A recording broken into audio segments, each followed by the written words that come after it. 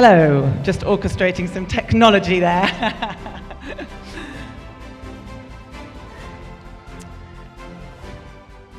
So it's very dramatic music for our entry, David. We haven't even had an introduction yet, so I am going to introduce you onto stage, which means, as usual, I'm going to ask everyone for a rousing round of applause, please. But could you please welcome Mr. David Henry onto stage? Thank you.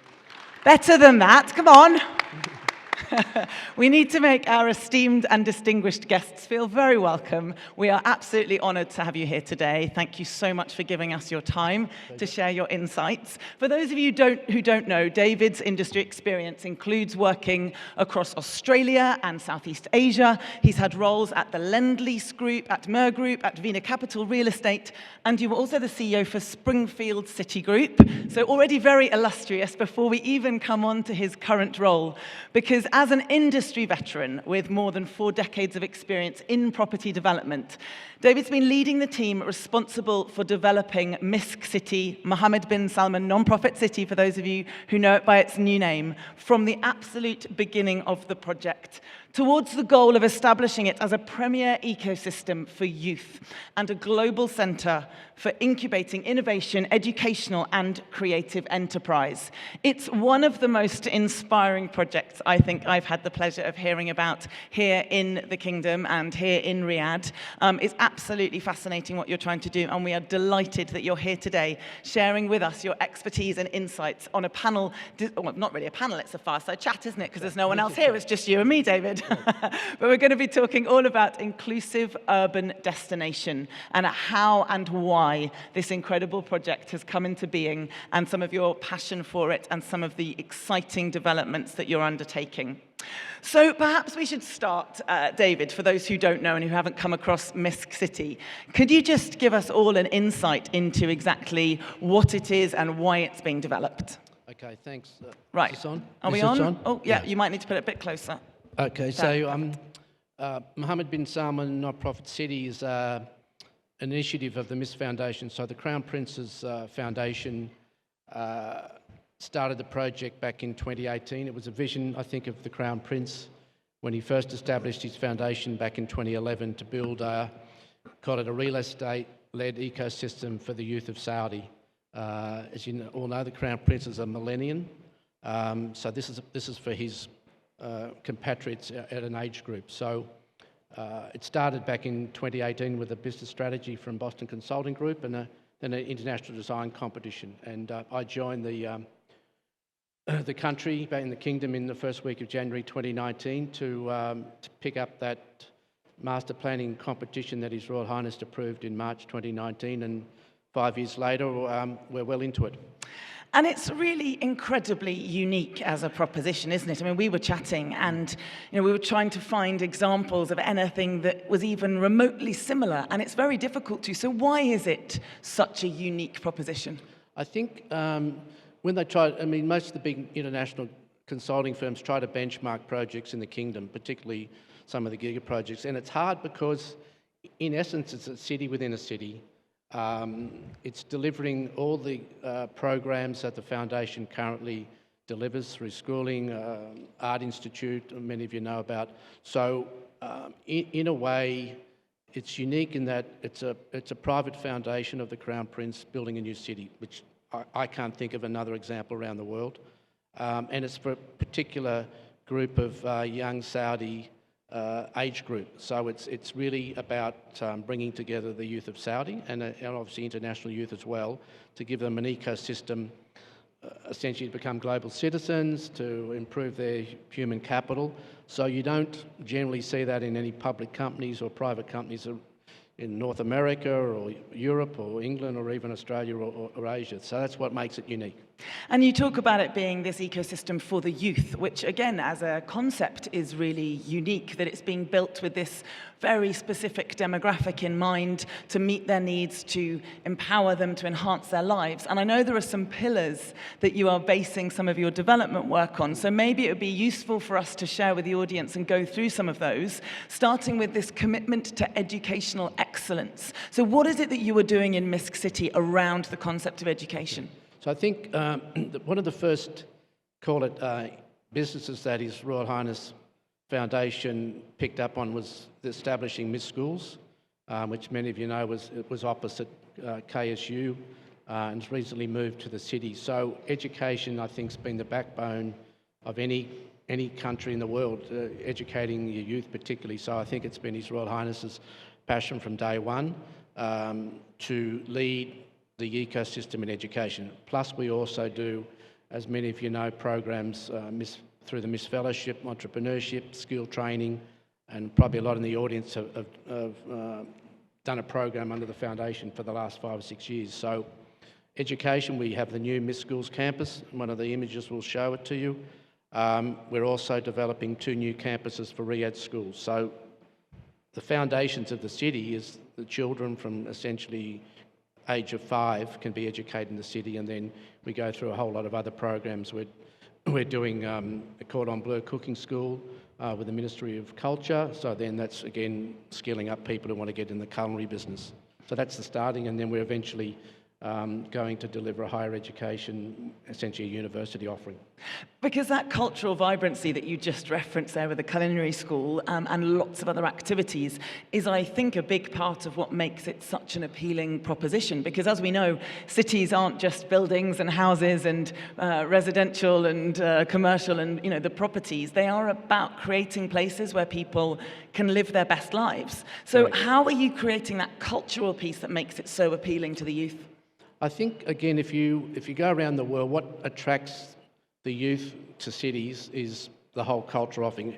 Why would I live in Manhattan? Why would I live downtown London, downtown Sydney, Tokyo? So when you look at some of the projects behind me, apart from living in the city, we are building a brand new contemporary art gallery for Miss Art. We're building a studio building collectively, so it's training, it's artists in residence, and it's an art institute. There's another building there, you see a circular, that's an immersive science discovery centre. And then you've got conference centre, hotels, shopping, coffee shops, public realms. So the reason to stay in the city or live there is the whole cultural offering of a city is there day one. This is the Science Discovery Centre behind me now. So in a way, we're building from scratch a cultural district that doesn't have a history to it, so it's brand new. So that if you look at why people are attracted to, you know, Barcelona or other global cities of innovation, it's the whole cultural offering. And you're also designing it to be, I think, a 15-minute city, and we hear a lot about these 15-minute cities around walkability, livability. So why is that such an important principle at the heart of how you're developing it? I think the brief from His Royal Highness back in 2018 was to make it a vibrant city, health-conscious city, to look at car parking ratios in a country that's blessed with, you know, cheap petrol and freeways. So the 15-minute city, and there's a bit of debate around the world what it means, but in our sense, it means you can move around Miss City in public transport, so without a vehicle, either walking. We have an autonomous bus program going, on a cycle, so you can walk in comfort. You don't need a vehicle. So that's really what the 15-minute city is. And we're fortunate, we're only 320 hectares. So realistically, you can achieve a 15-minute journey through the city from one end to the other by not getting in your vehicle. And does that play into some of your sort of sustainability, environmental, ESG priorities? Because I imagine taking away cars and things like that is a big part of that focus. But how else is that playing into the sustainable initiatives? Yeah. Again, I think like some of the giga projects, CAFT and others, we set a benchmark day one, again with His Royal Highness's consent, to deliver under the Green Building Council this what's called LEED Gold communities in cities. So it's a benchmark globally, which we've delivered on, and that's part of the sustainability. So several of the buildings have a LEED certification. We're putting solar energy in. We have an autonomous bus trial, as I mentioned, brand new infrastructure. We're part of the Greening Riyadh initiative. So when I first came across the land, it didn't have any trees on it. So we're planting thousands of trees. So it's all part of the sustainability offer, and therefore not allowing to have the same car parking ratio that you would used to have forces people to rethink, do I really need a car to live in the city? Yeah, absolutely. And is it going to be connected with the other parts of the city? Obviously, it's its own ecosystem. It has its own heart and heartbeat. But is it connected wider into Riyadh? It will be part of the. There's a project called Line 7 on the metro, so there's eventually a metro coming through the city, which is in planning now with RCRC, goes out to Qiddiya. The urban fabric, which means the road system in the existing suburbs, comes through our project. Many of you people have seen the green bus network running around town, so that comes out to our boundary. So yes, it will be connected from a metro point of view and a public transport point of view. Correct. Amazing. I mean, it sounds like a really appealing proposition. And I know that another thing you're really focused on is ensuring that the community is built within that environment, because we've talked a lot over the last couple of days about how building communities in, the real estate world, building with the citizen in mind, building with the resident, the inhabitant in mind, is so important. And that's a big principle for you, isn't it? It is, and particularly when it's a new city within an existing community. So again, priority one for the Crown Prince's vision is all the subsidiary businesses will move to the city. So we're currently in DQ, Layton Valley, you name it. So end of 2025, when we sort of call it day one opening, all the foundation employees will move to the city. So you immediately end up with a community of like-minded people who want to work for the foundation. Then you also have the parents of the children who go to the school. So we have, at build out, we'll have 4,500 students in our 3 schools. So that brings you a whole new school community, which up until first term last year didn't exist. So suddenly you have parents bringing their children who may want to live in other parts of Riyadh, who may want to move to the city. You have close to probably 2,000 foundation employees across all the subsidiaries, another community. And add all that together, we're developing a community app, so people who live or work there can access services within the city. It's a piece of technology that helps people living. And then you have all the visitors coming to the art gallery, the immersive science museum, staying at the conference centre, coming for a coffee, going to the movies. So yeah, community will form very quickly. Absolutely. And you're using technology in such an interesting way. I mean, you just referenced the app there, but there are other really innovative solutions and innovative technologies that you are committed to embedding into this development, aren't you? Correct. We have a very strong relationship with Sadaya. His Royal Highness has asked my team to essentially manage the city for him in perpetuity. So in a way, it's like a private university campus, but open to the wider people of the world. So in doing so, the Smart City Initiative, which everybody is doing, Giga Project or otherwise, is really just a platform to help livability.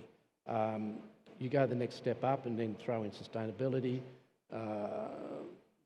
You add it all together, then to make it easy for people to live and connect is your companion app.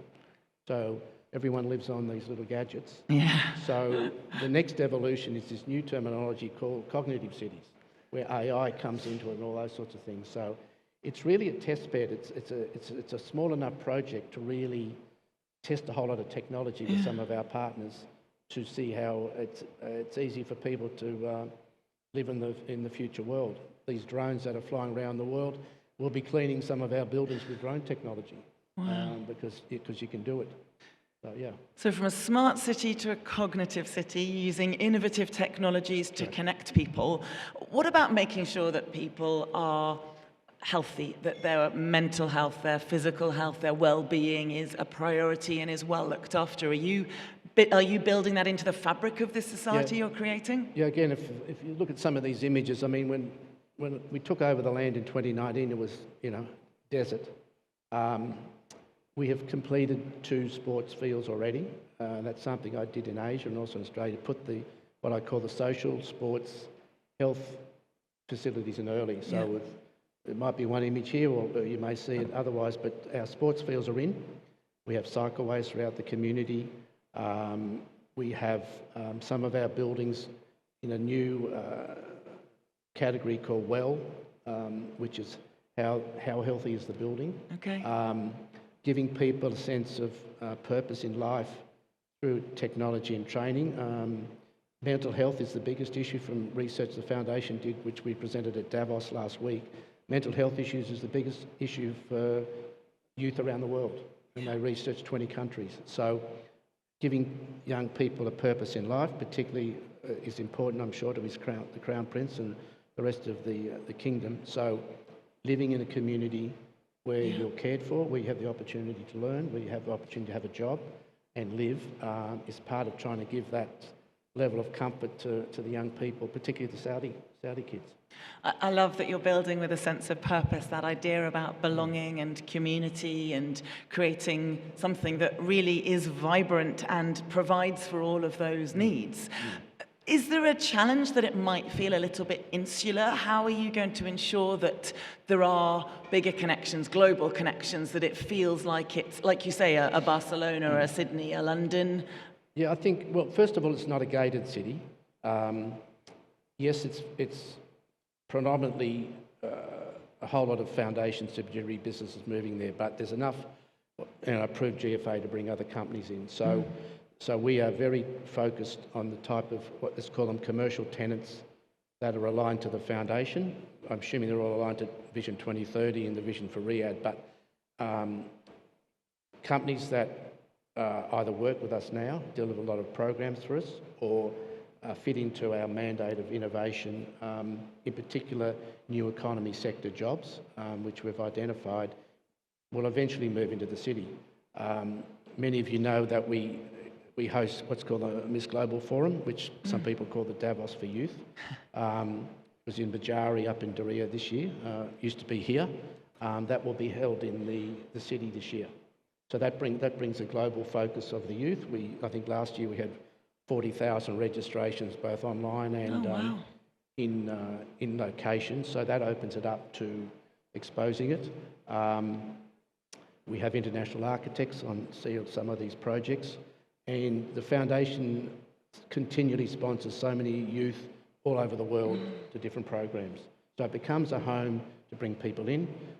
Obviously, some of the architecture and facilities here will bring international visitors, and some of the global companies that want to locate in the city for their own reasons versus otherwise commercial offering just opens it up to the world. Yeah, and those global connections are so important, but I love this sort of red thread we've had throughout some of the sessions over the last few days. We spoke with people from Diriyah, and we've spoken to Sports Boulevard, and again, lots of the same messages coming in around. It's so important to build with this focus in mind, with telling the Saudi story, with creating opportunities, rather than having maybe a commercial or fiscal priority for the outside world, because they will come anyway. Correct. And I love the fact that it's so appealing across those two aspects. Yeah, and we're very fortunate. I mean, I saw Jerry from Diriyah and Jane from Sports Boulevard spoke a couple of days ago, but they're our neighbours. Yeah.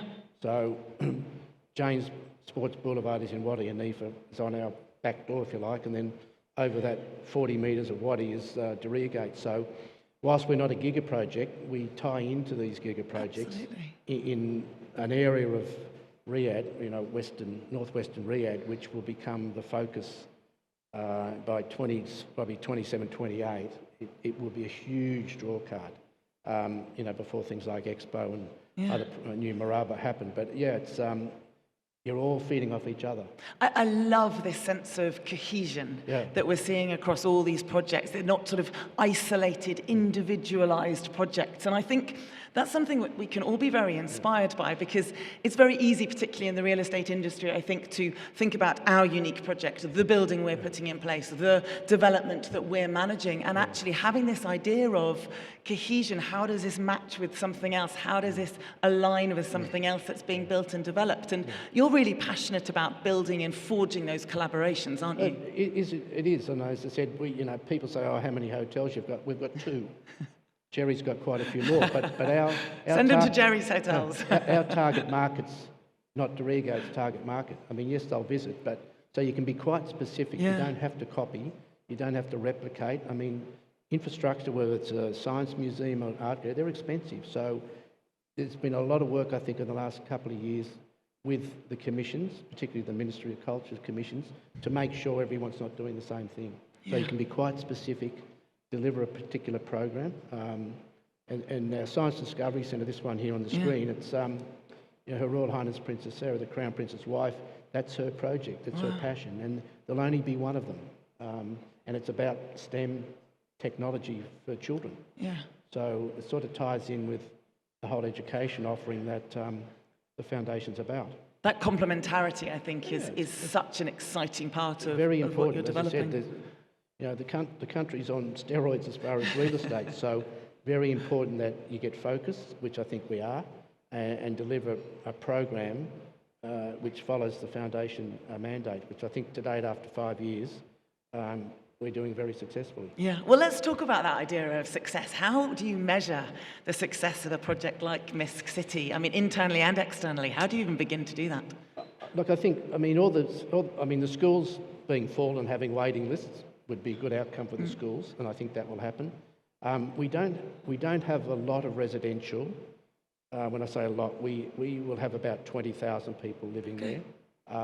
I think a level of success is when we go to market, probably end of this year, for tenancies, you'd have a waiting list. That would say people want to live there.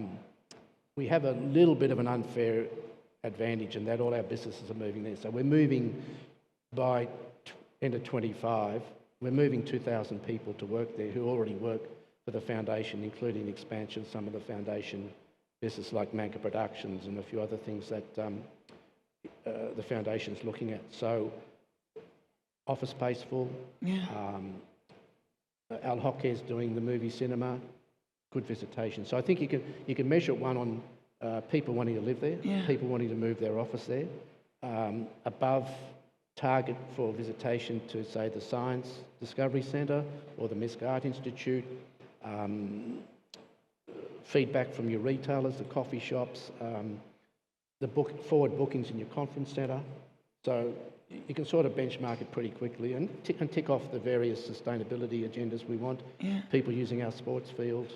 It won't be hard, I think, to measure how many people want to use the facilities of the city. Well, I think it's an incredibly exciting project and very appealing. Do you think that these sort of niche-focused developments, so where you have this absolute mandate about empowering the youth, making it, appealing to that demographic, do you think there's something that everyone in the room can learn from around that? Do you think there are some principles in terms of how you've really been focused for this development that everybody could perhaps apply or consider? I think there's a mandate clearly, particularly from His Royal Highness, about education in the country. We will do a private university. If the population of Riyadh's going to grow, and we all hear about different numbers, but if you're going to put another 6 or 7 million people into the city, then getting the schools in early is important. So projects like Roshan and others, getting what I call the social infrastructure in early, which is what we did in the city I worked in Australia. We built 11 schools, brings the parents to that location. So what we have done here early is we've put 3 schools in before the city even opens, and we've finished 2 of our parks. So healthy community, education are really the fundamentals of what the parents generally are looking for their children. So any community here, Jeddah, wherever, Eastern Province, projects of scale, you need to get those in early. Childcare centres or early learning from sort of 6 months to 5's a new evolution in this country because so many women have gone back to the workplace. Absolutely. So if you ask any parent, any country in the world, what's their number one? It's educating their children. So go to a community where the schools are in early. So because they're a big budgetary item, whether it's a public schooling system or private schooling system. So that's what I think the communities that are going to develop around Riyadh or around Jeddah or Eastern Province need to do early.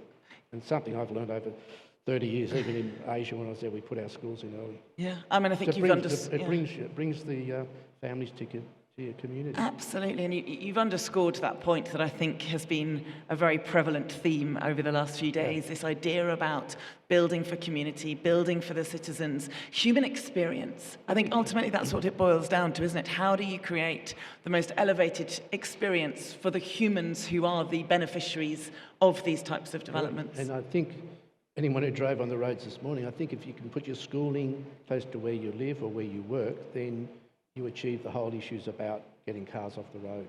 Yeah. And you only see in Riyadh's a classic, when the schools aren't open, traffic's perfect. When schools are open, it's a bit of a nightmare. Yeah, and having all of these things ties into this ecosystem, as you say, and and matches all the goals that you have at the heart of the development. Correct, yeah. David, you're a very passionate man. You've obviously chosen to take on this project. You probably had your pick of things that you could have turned your hand to. Is there one thing that you are most passionate about seeing come to life within Misk City, or one thing that you believe is sort of the absolute pinnacle of what the achievement of this development will be? Look, I'm looking forward to what I call day one, which I think is probably September, October 25, when you could really cut the ribbon and people can come and live there, work there, enjoy the place. That's my ultimate aim. I've been involved in city building Asia and Australia, and I think the ultimate personal satisfaction is seeing people come and live in your city and enjoy it.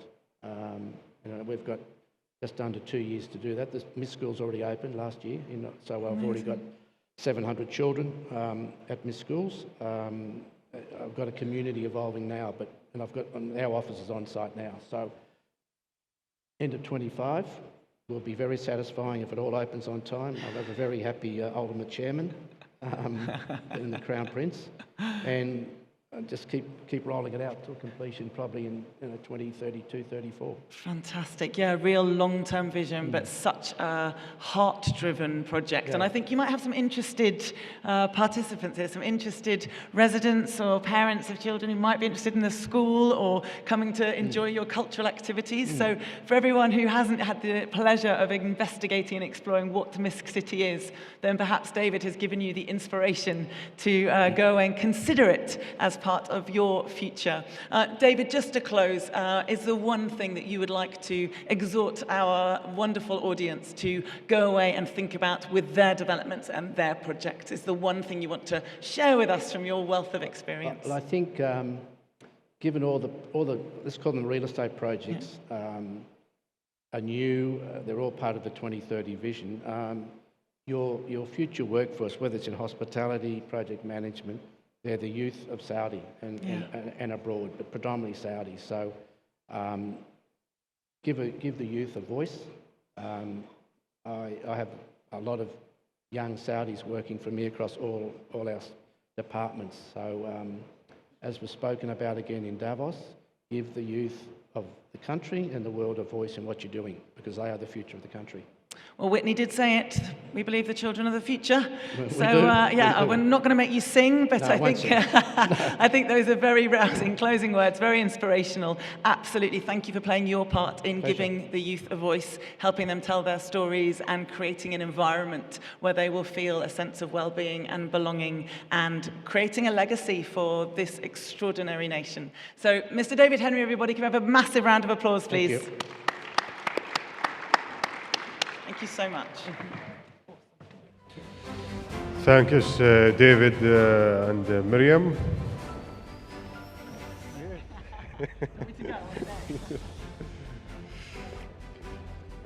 ما زلنا مستمرين معكم في جدول الأعمال وجلسات وعروض اليوم الثالث والأخير من النسخة الثالثة من منتدى مستقبل العقار، إلى جلسة محورها حول مستقبل صناعة العقار، التكيف والابتكار. يشارك فيها صلاح قاعين المدير العام لحاج الخليج، أسامة قباني الرئيس التنفيذي للتطوير بمجموعة روشن، الأستاذ ريان العقل رئيس قطاع الحلول في الشركة الوطنية للإسكان، الدكتور عائذ المبارك الرئيس التنفيذي للمركز الوطني للمنشآت العائلية، السيد أوليفر مورغان رئيس التطوير العقاري في شركة ديلويت الاستشارية. The session moderated by Miriam Stanley.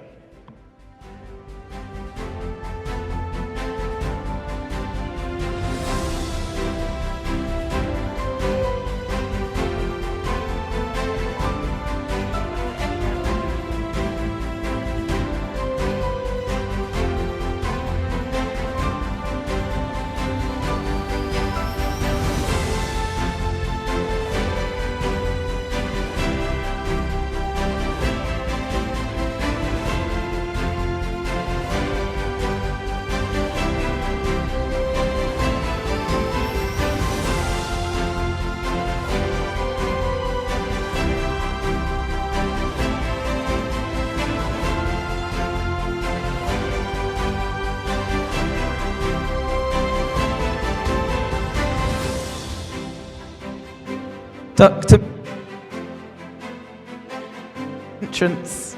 Right, I'm going to put that away from me a bit. I'm very loud. Reem's always telling the sound desk to turn me down so I don't deafen you. Well, here we are again. How are you doing? You having a good morning? Yes? No? Yes? All good, all good. All good. Oh, good. Well, my panelists are having a great time. That's what we like.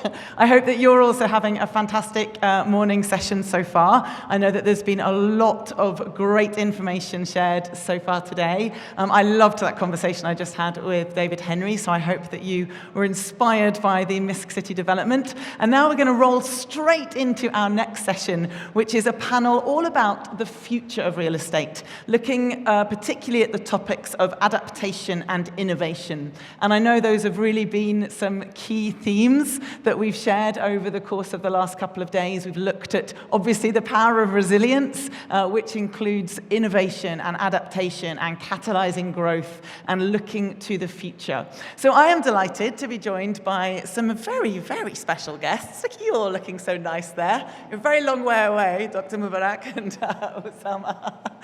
But I'm delighted to be joined by Oliver Morgan, who is the head of real estate at Deloitte. Moving down, we have Saleh Bagain, who is the general manager of Hajj Gulf. Next to him, we have Mr. Rayan Al-Lakal, who is the Chief Solutions Officer at the National Housing Company. Next to him, moving on, we have Osama Kabani, the Group Chief Development Officer of Roshan. And right there on the end, making his grand entrance, which is, I know he likes to do, we have Dr. Ayaz Al-Mubarak, who is the CEO of the National Centre for Family Business. So can we start by giving them a warm welcome and a rousing round of applause? You knew I was going to ask that of you.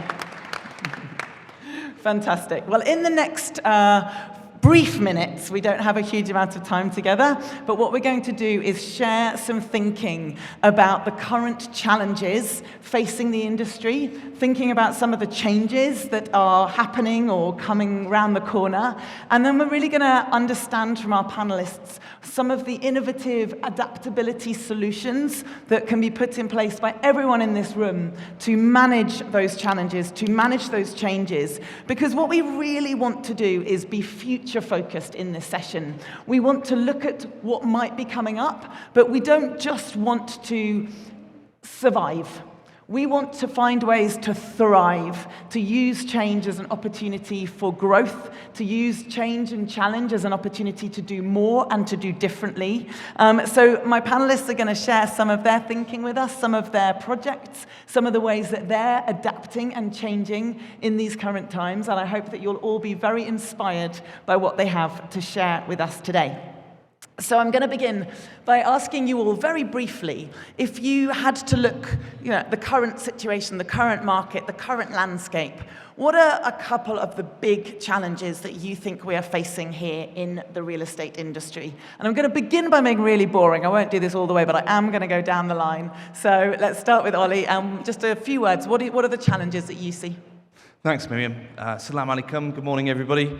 Great to be here. So, from my perspective, when you look at the market, there's $1.2 trillion of projects in the pipeline at the moment in terms of delivery. Just put that in the global context. Globally, there's about $11 trillion worth of projects globally.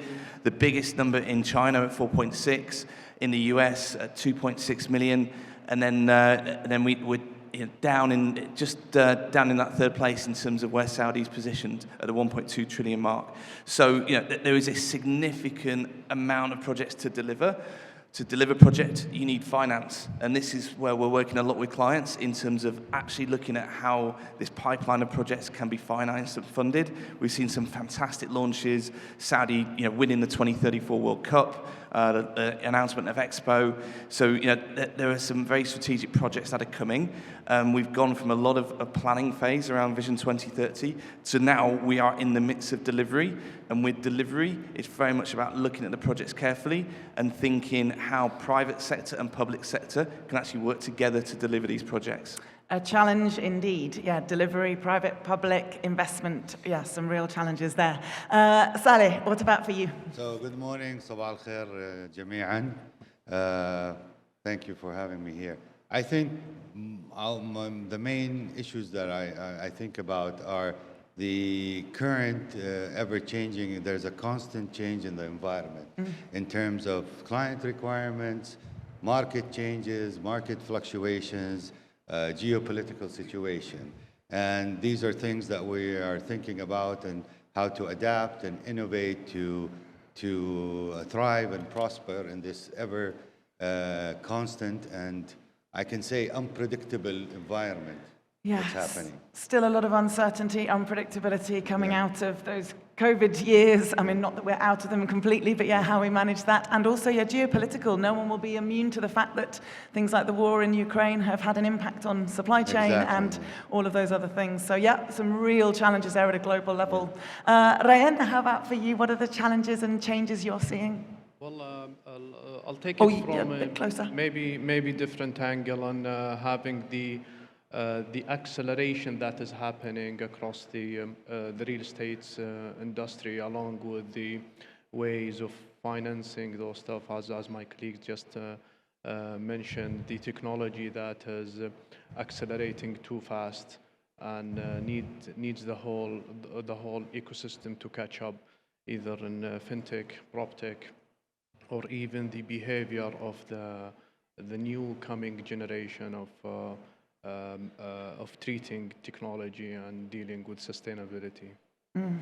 Yeah, absolutely important issues we all need to be aware of. Usama, how about for you? What are you seeing out there in the market? Thank you for. Yeah, keep pressing. Okay. There we go. Yeah. Okay, good. First, thank you for having me here. I think the challenges we're facing, or everyone is facing also, is the ability to meet the ambition. We didn't make the ambition. None of us created the ambition. The ambition is set for us, for the whole country. Our job is to meet the ambition, being in public or in private, to meet the speed in which this ambition has to be met, which is extremely short. Yeah. 3, 5, 10 years is nothing in the life of a city and a country, and the scale of the ambition. Yeah. If you put them all together, you have to work faster, you have to work smarter, you have to be more efficient, you have to remain relevant, you have to be commercially sustainable, because sometimes many people think that money is, you can spend as much. It won't continue. At one point, you have to become commercially extremely sustainable, and most likely you have to be didactic. So all of us have to be able to exchange data, to teach each other, and to learn from each other.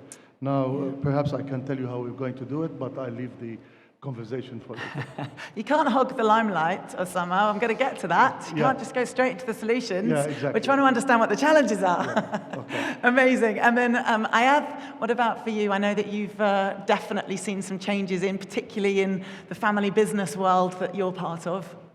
بسم الله الرحمن الرحيم والصلاة والسلام على رسول الكريم. Good morning, everyone, and I'm very pleased to be here with you and with this distinguished panel to contribute, hopefully, to the discussion around the future of real estate. Now, from my perspective within the family business community, one of the key challenges we observe relates to governance. Most of the family business or large players within the family business community were established in the 50 and 60 with the commercial production of oil within the kingdom, which means that most of these companies are now transitioning to the second and third generation. In that period of time, we typically face issues related to the continuity and sustainability of family businesses. We did an extensive study at the National Center for Family Businesses, and we observed that pretty much 95% of all businesses in the kingdom are family businesses. 80% of businesses in the real estate sector belong to family businesses. Now, the challenges they observe typically are they can be grouped into two categories. The first one is family-specific challenges, and the second one is market-specific challenges that are more pronounced within the family businesses. These include, for example, continuity and succession planning. They include the potential of disputes and conflict within the family business community. They also include access to market, access to talent, and access to finance as well. Yeah, absolutely. So we've just mentioned a few of the challenges in this changing landscape, this fast-paced changing landscape, are they things that you are seeing across the board in your businesses? So obviously, sustainability, ESG challenges and priorities, the global climate, things like coming out of COVID, succession planning, the need for better data, technology evolving. Just give me some nods or some thumbs up if those are things that you're also seeing. Yeah? Because yeah, absolutely. It's important that we speak to what it is that you're actually facing, because I don't think that any of this is new information. However, what I'm hoping might be some new information, or at least some inspiring information, is what my esteemed panelists are doing about managing these challenges and these changes. So I'm going to come back to you just for a second, Ayaz, because you talk about succession planning, you talk about the fact that business is often legacy-driven, that maybe that pace of change is coming faster and faster. Talk about the need for governance. And we were chatting earlier and talking about the fact that innovation and transformation doesn't actually always need to be super, super future-focused. Like, we need to have the basics and the groundwork in place too. And I know you said, well, it's not, it's not flying cars and it's not, all the drones, but what is it that you're doing which might not always feel totally innovative in that sense, but is about setting the foundation and creating a platform for future-proofing the businesses that you're in? We believe that having appropriate governance in place is not just important for the continuity of the business, but also for its ability to innovate and to come up with new solutions for challenges. And we think that the recipe is simple and has three cornerstones. The first one is selecting the appropriate legal structure, making sure that you have the appropriate legal structure that improves the process of decision making, easing the transition of ownership and management within the family and within the business itself. The second one is having robust, typical corporate governance framework that ensures we have appropriate mechanisms for taking decisions and this will solve many of the challenges I addressed earlier. For example, if you have appropriate corporate governance, you are more bankable at better perhaps rates, which solves for the issue of access to finance. If you have better governance, you are more transparent, which improves your ability to attract talents of high caliber, and so forth. The third element is probably governing the relationship between the family and the business itself and how they interact with one another. One of the key issues that we might observe is how does the family interact with the business, and is that interaction positive or negative for the continuity and the ability of the business to innovate in the future.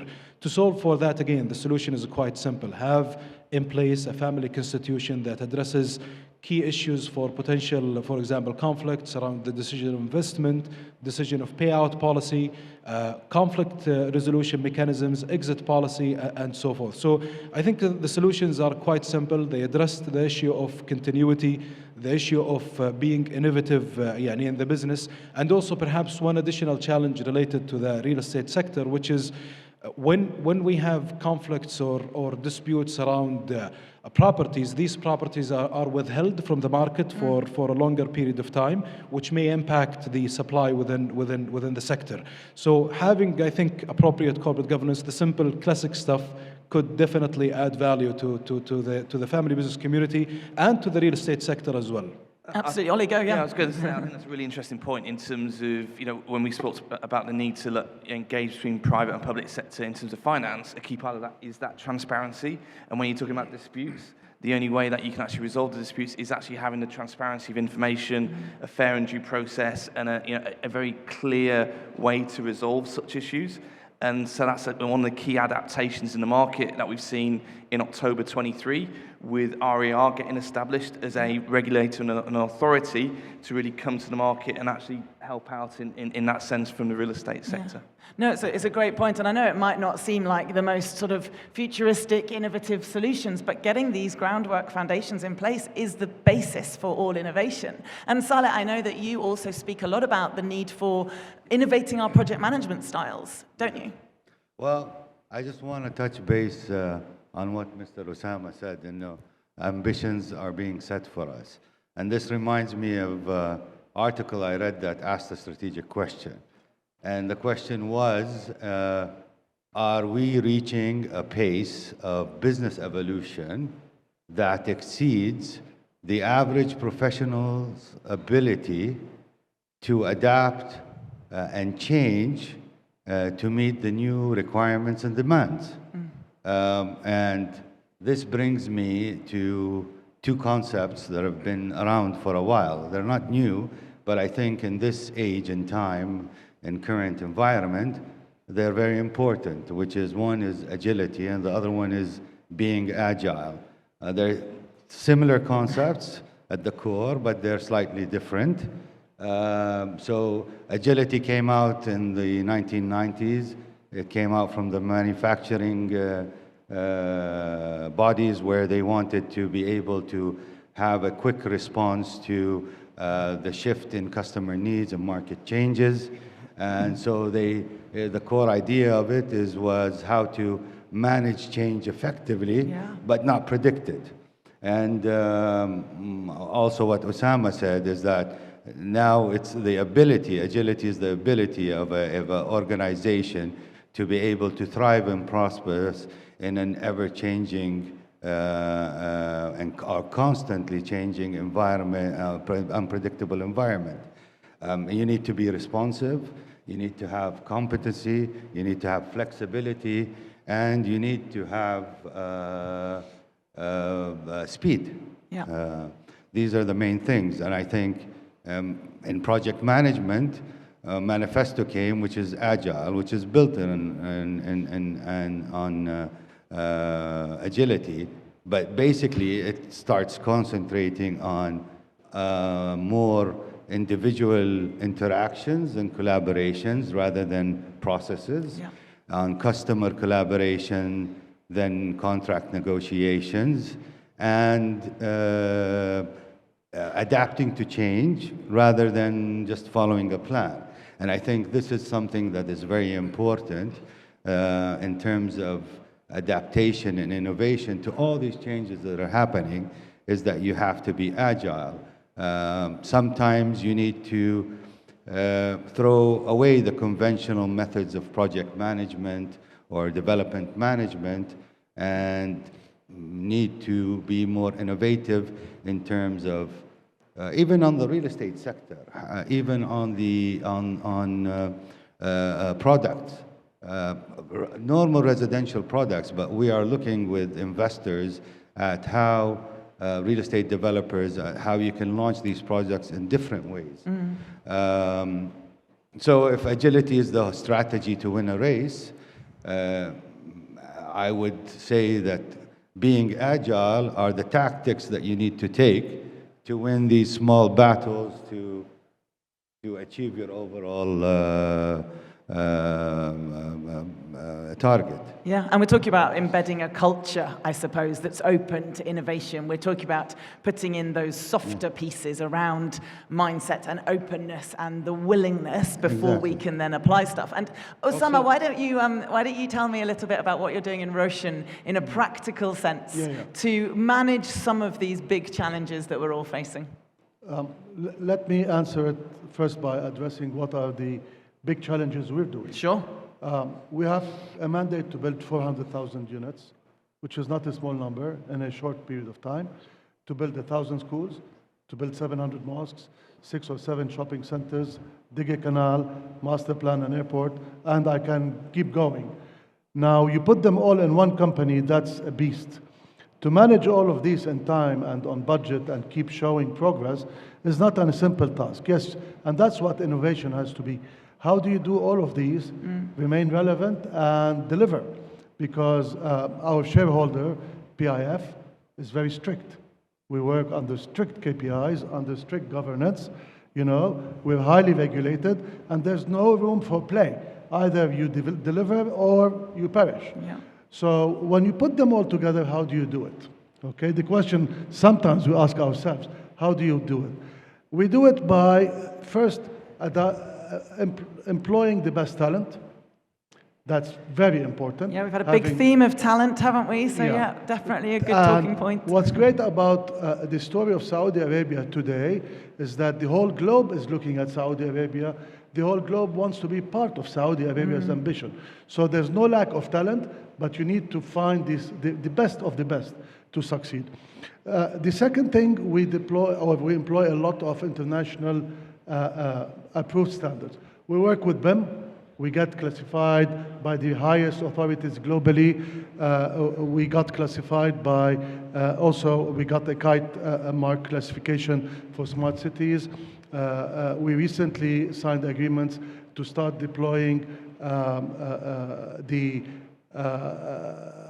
charging stations for all the new coming electric cars. So we're future-proofing our products for what's going to happen in the 7-10 years by working inside and outside.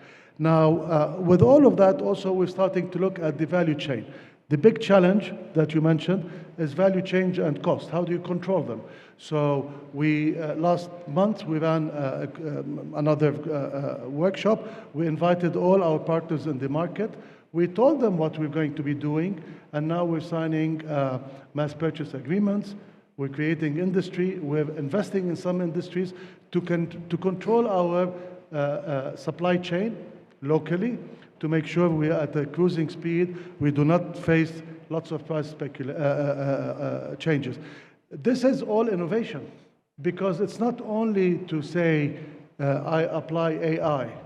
Innovation is how do you control your cost. That's a big innovation, you know. Yeah. How do you keep the business going? Yeah, and I think talking about future-proofing is really important. But you've just mentioned a hot topic, so I'm just going to pause you there for a second, because I do want to talk about AI. I mean, I know it's not all about AI, but I do want to talk about AI, because it's one of those things that I think we need to be thinking about and embracing. And that's a real innovation, which obviously has been present, but this whole sort of groundswell of generative AI and those tools is something that we can't ignore on a topic of the future and innovation. So I'm going to come first to you, Rayan, because I know this is something that you've been doing at the National Housing Company. You have something that you initiated in 2023, which was just last year. So I'd love to hear a bit more about that. And then I'm going to come to you, Ollie, and talk about what Deloitte's doing in this area too. So Rayan, over to you. Well, elaborating more on what Osama has mentioned about all these setup, supply chain, and all these type of mandates that's been assigned, this created tremendous amount of data, which makes it a mandate as a generative AI, either to improve the customer experience, because you need to reduce the time for customer to reach the needed goods. By doing customization to the profile, it's not anymore that one fit all, but every single customer needs a specific type of requirement. And the other thing is providing more sustainability and having more data and providing more options for the clients. We in NHC do have the accessibility to the platforms that we are operating. We have 7 main platforms that is running the regulation mainly in Kingdom, and all related to the real estates, either investors, buyers, rental, tenant, maintenance, and all these stuff. So we have the edge of having 360. We invest a lot in the data and the big data. In generative AI, we see the behavior of our citizens and customizing their designs, their needs, working classically with the current setup is not helping us in selling fast and moving fast. And the mandate is 400,000 unit to deliver only by Roshan, and there is another big number to be delivered by NHC. How can we reach clients with the customized needs related to those supply? Otherwise, I mean, a crisis will happen with the interest rate today is also not helping the moving on the product. So investment in generative AI is a must today, and we do have the muscles and the privilege to go on. We have a lovely industry to work on generative AI. We have the data, and the world is booming in that industry. Amazing, and what a great use of AI to also meet our data requirements, which then help to inform the decisions we make. And Ollie, I know this is a bit of a passion topic for you as well, and something that Deloitte's been really kind of pushing hard. What are you doing around generative AI that's driving adaptation and innovation in particularly the real estate industry? I think it's really interesting. If you look at the panel I actually sat on a year ago, ChatGPT was getting a lot of headlines. I see a few people out there with their phones in the hand, and look, there's likely a ChatGPT app on your phone and able to engage. But I think it's become very apparent, and this is something we've been working on for not just a year, but effectively ever since the last 15 years have been actually working in the region. We've actually been implementing AI technology to help deliver more efficiently what we're doing. But it's how do you use AI as a tool? And the point around the big data, we get a lot of data. Real estate is an industry that generates lots and lots of information points. I mentioned about the need to be transparent and talk about delivery of projects. You can have the best AI tool in the world, but if you don't have good data to put into it, you don't have a use case, and you don't have a good business plan, or you don't have good information. So we're very much focused in terms of looking at the front end, and 90% of a value within a development project is actually created in the pre-concept stage. So we're very much, and I'm passionate in terms of focusing on that phase, in terms of that initial inception of what a project looks like, what are the right market parameters to study and inform and drill into and look at the data points, but then actually using AI-based tool through the delivery process to actually make sure that we hit those metrics that we set up front. For example, we've got it on our stand just out of the door, just at the end. We have the Living Master Plan. That is a tool that within a 30-minute period of time, we can take a land parcel and actually develop an initial concept master plan. And that's something that usually you would work with an architect and take an 8-12 week period.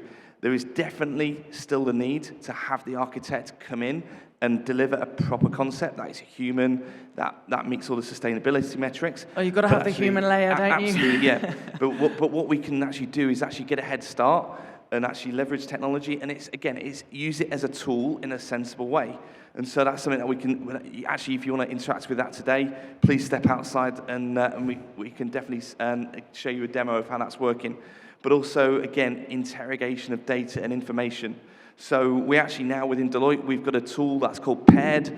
It's been rolled out across 75,000 people within our business, and it's actually the ability to go and actually improve, be more efficient, use this template, draw me a chart that's using this information source. So again, it's the efficiency, but you still very much need that human element behind it to make sure that actually we're delivering something sensible. Yeah. We do see some crazy things that come out of it, so you've got to make sure that it relates back to the market, it's deliverable, and actually you are meeting the fundamentals of best practice around ESG that we've spoken about as well. Yeah, but definitely something that's not going to be going away, so we all need to find ways of embracing it, adopting it, finding ethical and helpful ways of using it. And I know, Saleh, you've got some really interesting thoughts as well about how AI can help with innovation and adaptation in the industry. Yes, I'm very excited about AI, and the more I try to read about it and look at it, I get more excited and look at the future because... Is this your excited face, Saleh? Okay, I'll try to be more excited, but I go back to what I think they've covered on terms of real estate investment, prop tech. We see what logarithms do for social media, AI logarithm and music apps. You can buy and sell land on Metaverse now. We heard that last year here. But in terms of project management, I think there are a couple of products that are in the market right now. I think they're early stage, but I think they need a lot of more development. It's more, I think the products, according to my understanding right now, they are just help you in doing templates and preparing minutes and doing these. I think AI can be, or in the near future, it will help project managers to analyze the data. Yeah. Of course, data is required. Do better, generate insights, predict, forecast risks, automate repetitive tasks, and so on. And I think this will be one of the main tools in the future, especially in our sector as project managers, that will help the project managers adapt and become more, let's say, take faster action, have speedier decisions, be preemptive in order to achieve the goals that are set by the clients or the project. Yeah. So I think there's a lot of work still to be done there. I am hoping, we're looking as Hajj in the near future to do some collaborations to try to put this in place as part of our services. Amazing. Well, I'm excited to see you excited about what Hajj is going to do using AI in the future. So yeah, watch this space, everybody. Ayad, just for a moment, I want to come back to you because you work in such a human-centric business, right? This isn't about necessarily, technology and AI. It's people, family business. It's so much about people. How do you innovate when ultimately people don't really change? Technology changes around us, requirements change, human, connection changes, but, what do you do when it comes to trying to continually innovate? How do you find those opportunities? I think innovation is a mindset to a large extent, and in many cases when you have appropriate governing body that is directing the business, one of the key areas they should be looking at is whether we are innovative enough or not, whether we are catching up with key trends and addressing key challenges that are arising from the changing environments is a critical part of the roles of any board that is effective to a large extent. I would also perhaps like to add to what Osama mentioned before, that innovation doesn't have to be futuristic technologies or adapting them. Innovation is throughout the value chain, from the inputs, from the processes, from the designing phase, pretty much in every element in the process itself. Now, when we look at innovation, I think we've got two types of innovations. One that requires strong and large players that are the only ones who can undertake these big ticket investments and sort of undertaking associated risks associated with these innovative projects. And this is where we typically, and we now actually see state-owned enterprises undertaking these projects and trying to improve the market. But equally important is the role of smaller players, which are typically family businesses that are more, I would say, agile. They work in smaller phase because of the larger number of entities that you've got in there. Company X will try this technology, Company Y will try another one, and then you've got a full picture that is innovative and sort of full of trial and error, which is what makes advanced industries to a large extent. The beauty of family businesses is their long-term view for many of them at least. Compared to, for example, publicly listed companies, they don't have the pressure of meeting or beating the analyst forecast for them in this year or in this quarter, but they can take projects that take longer term. And innovations, by definition, take longer term until they produce return. And I think this is perhaps a common feature that family business community share with state-owned enterprises, which I think some other companies may not have, and therefore might be less inclined to innovate and to advance their industries. Yeah, so big encouragement there to change our mindsets, perhaps, which is great. Ryan, we can't sit here on a panel about the future of real estate and talking about innovations without discussing briefly sustainability, because there have to be, surely, some innovations about how we manage our environmental factors, goals, ESG targets, if we are going to truly future-proof this industry. It's with us having also a clear path and dedication for sustainability, where we do have what we call Mustadam program, and we have also Roshan being certified as one of the projects that is managing sustainability and taking this from different angles, from the building materials to the technology that is used, to the future needs that is potentially needed in real estate, since real estate projects taking a long journey, and technology is changing super fast to be able to catch up. Again, putting those together with the data prediction, Gen AI, and predicting the needed technology and add it to the sustainability model in terms of regulations, rules, assessment, benchmark. This is going to impact the real estate big time. That's from the construction side. Also, the same is happening with the financing and side of the real estate. Yeah, absolutely. Usama, is there something from your perspective in terms of an innovation around sustainability that you're most excited about, or you think everyone should be aware of, that you're seeing coming down the line? I think it's a responsibility. Now everyone takes it seriously, but also there's a financial impact to that, both on the consumer and on the corporate. The more sustainable you are, the more you're going to pass part of the cost to the consumer. This is a fact, because it doesn't come cheap. Sustainability has a cost. Now, long-term impact is cheaper, but short-term impact is higher. Yeah. Now, this is a dilemma that all the time we like to be sustainable and offer everything. Who's paying is the consumer. The way we deal with it, as a matter of fact, is we debate a lot how much is realistic. Because everyone wants to be platinum and higher and higher, because it's good PR, it makes you look great. But can the consumer afford what you want? The way we're doing it, at least within Rocean, is that we take that from day one in the master planning. Walkability is sustainable. You know, being able to walk, use less the car is sustainable.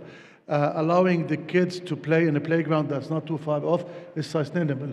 If schools are walkable within the community, that's sustainable. It's lower energy, lower everything. On the unit itself, putting a simple basic thing, electric solar heater on the roof so that you don't burn fossil fuel to get hot water is sustainable. Putting some insulation so that your air conditioning cost is less, that's sustainable. We do all of these, which today we believe are part of a realistic cost. But also we take it to another level. We're trying to take it to another level. We recently established and still establishing an innovation center. That innovation center is a group of people who will sit on our side within the team that will start looking into future ideas. Recently we signed a contract with the global supplier of negative energy concrete. So your concrete will absorb carbon and will create less carbon footprint. We're creating an industry. We paid for it. We're building a factory, and we're bringing it to Saudi Arabia. Those are our contribution. Ultimately, they become economic. Amazing. So this is how we're dealing with it. One part realistic, one part future-proofing. Fantastic, yeah, and it's great to have these practical, tangible solutions that people can explore and discover.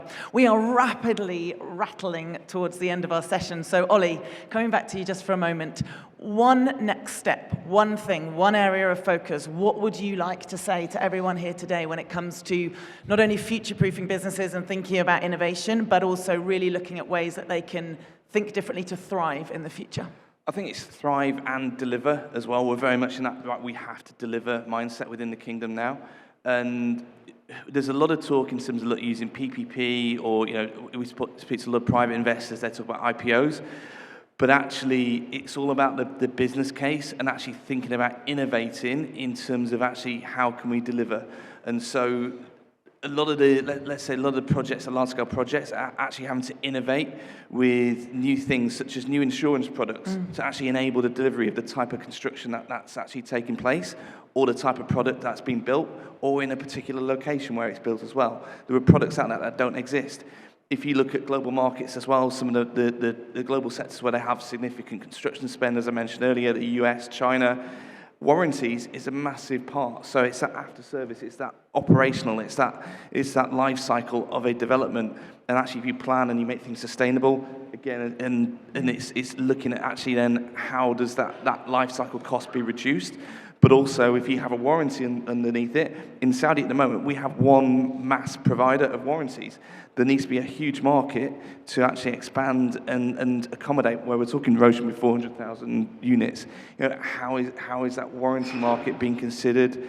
How is that all being innovated? And actually looking at technology, layering that in terms of actually how those products can be accessed by end users, but also between businesses as well. Amazing, yeah. Ayav, in 30 seconds or less, one thing that you'd like everybody to think about when it comes to laying those foundations for innovation for the future. I think again, I would double down on what I have been mentioning, on the importance of having appropriate governance in place. That is good for the future of our families, for the sector, the future of our economy, as well as in helping us to achieve our national agenda. It doesn't have to be complex or costly. It can be simple and effective. Amazing. Doesn't have to be complex or costly. You heard it here first. Rayan, from you?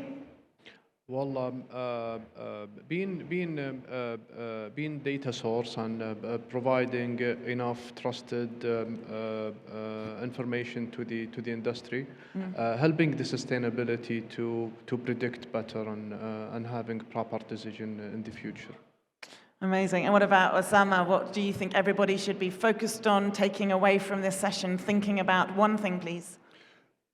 Use innovation to remain relevant, because there's a lot of competition, there's a lot of ambition, and make sure you do not overdo it, because finally the citizen is paying for it. I mean, this is very important. We're passing all the cost finally to an individual who wants a home or a shelter or what have you. So use it wisely for the sake of the individual. Okay, wisdom. I love that. Use it wisely. Saleh, we cannot go unnoticed over here. Tell me what your concluding remarks would be. Everybody said really great things. I just want to add that in this environment, we should be able to embrace change, not resist it, adapt to it, be innovative. And there are certain conventional methods and processes that have been instilled in our way of thinking and the strategies that we do. And I think we are all proof that there are some unconventional ways in achieving our goals and our targets that need to be taken. And that's by engagement between the individuals and the stakeholders, their collaborations, and not staying on opposing sides. So a contractor and a client, or a developer and they should have a unified agenda, and that is one goal: to achieve a successful project or successful product.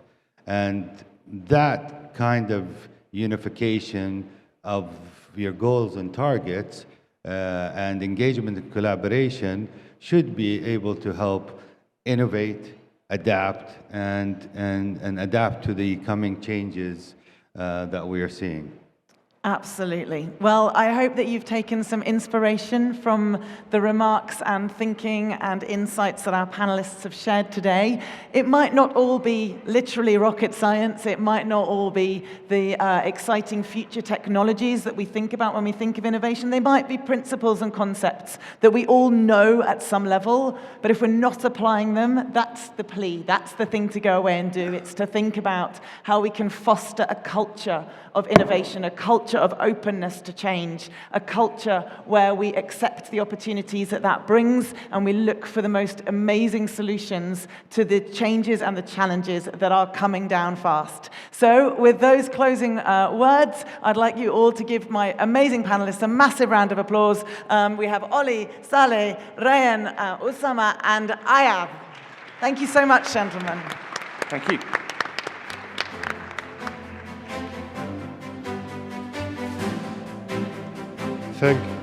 Thank you, Miriam, for your moderating this session. Thanks to the speakers.